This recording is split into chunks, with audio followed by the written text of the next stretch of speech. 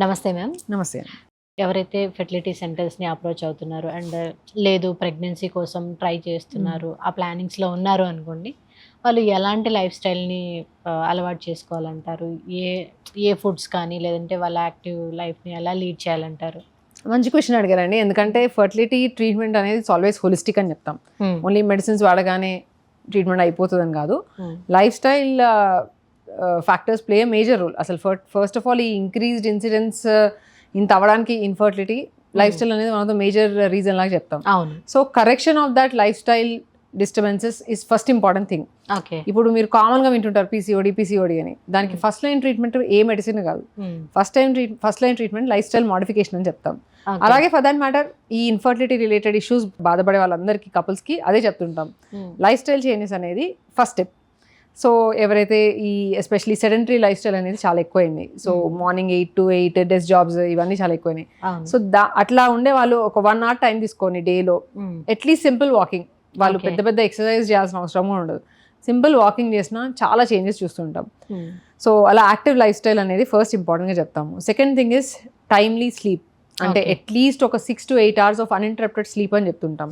So చాలామంది late night shifts వాళ్ళు సరిగ్గా పడుకోవట్లేదు అంటారు, లేదంటే ఇలా చాలామందికి చాలా ఎక్కువ అవుతుంది. ఈ మధ్యకాలంలో లేట్ నైట్ స్క్రోలింగ్ అనేది ఎక్కువ అయిపోయింది. దాంతో నిద్ర సరిగ్గా పట్టదు, మళ్ళీ మార్నింగ్ లేచి వెళ్ళిపోవాల్సిందే. సో వాళ్ళకి ఏంటంటే నైట్ టైమ్ స్లీప్ టైమే బాడీ అనేది రెస్ట్ రీజనరేట్ అనేది అవుతుంది. ఓకే. సో ఎప్పుడైతే ఆ టైం ఇవ్వట్లేదో హార్మోనల్ ప్రొడక్షన్ అనేది కూడా మొత్తం దెబ్బతింటుంది అనమాట.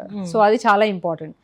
And also third, diet it plays a major role. So ఎవరైతే ఈ లైఫ్ స్టైల్ చేంజెస్ అంటే ఆల్రెడీ ఈ జంక్ ఫుడ్ అనేది కట్ డౌన్ చేయమని చెప్తుంటాము, ప్రాసెస్డ్ ఫుడ్స్ ఇలాంటివన్నీ కట్ డౌన్ చేయమని చెప్తుంటాము, fresh fruits and vegetables, antioxidant rich diet అని చెప్తాం. అంటే ఈ కలర్ఫుల్ ఫ్రూట్స్ అండ్ వెజిటబుల్స్ ఎక్కువ తీసుకోమని చెప్తుంటాం.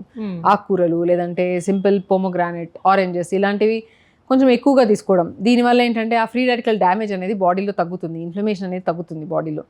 సో అలాంటి డయట్ అండ్ బ్యాలెన్స్ డయట్ అని చెప్తుంటాం. ఒకటే కంప్లీట్ ప్రోటీన్ తీసుకోవడమో లేదంటే కంప్లీట్ ఫ్యాట్స్ అట్లా కాకుండా బ్యాలెన్స్డ్ డయట్. ప్లేట్లో you should see good fats, carbohydrates and fats, protein అన్నీ ఉండాలన్నమాట బేసిక్లీ. సో బ్యాలెన్స్ డయట్ తీసుకొని డ్రై ఫ్రూట్స్, నట్స్ అలా అది కూడా ఎవ్రీథింగ్ ఇన్ మోడరేషన్ తీసుకోమని చెప్తుంటాం.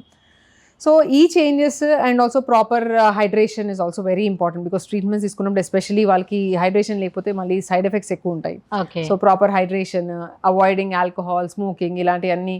అండ్ ఆల్సో ఈ కాఫీ, టీలు ఎక్కువ తాగే వాళ్ళకి కొంచెం మోడరేషన్లో అది కంట్రోల్ చేయమని చెప్తుంటాం. సో ఈ లైఫ్ స్టైల్ చేంజెస్ అనేవి it plays a major rule.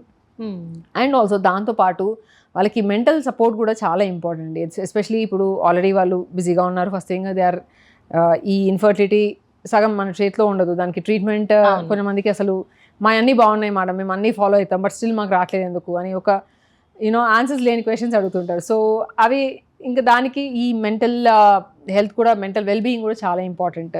So yoga, simple meditation అట్లాంటివి కూడా చేయమని చెప్తుంటాం. And also talking freely to your partner, that also plays a major role. అంటే ఫస్ట్ థింగ్ ఇన్ఫర్టిలిటీ అనగానే నాది బాగుందా తనది బాగుందా బ్లేమ్ గేమ్ స్టార్ట్ అవుతూ ఉంటుంది. సో అలా కాకుండా అండర్స్టాండింగ్ అనేది ఎగ్జాక్ట్లీ. సో అండర్స్టాండింగ్ అనేది చాలా ఇంపార్టెంట్. దానికి కూడా వాళ్ళకి ప్రాపర్ కౌన్సిలింగ్ అనేది చేయడం చాలా ఇంపార్టెంట్. సో సైకలాజికల్ కౌన్సిలింగ్ చేయడము, వాళ్ళ స్టేట్ ఆఫ్ మైండ్ ఎలా ఉంది. Because if they are not ready, ఇప్పుడు ట్రీట్మెంట్ కూడా కంటిన్యూ చేసే ఛాన్సెస్ తక్కువ ఉంటాయి.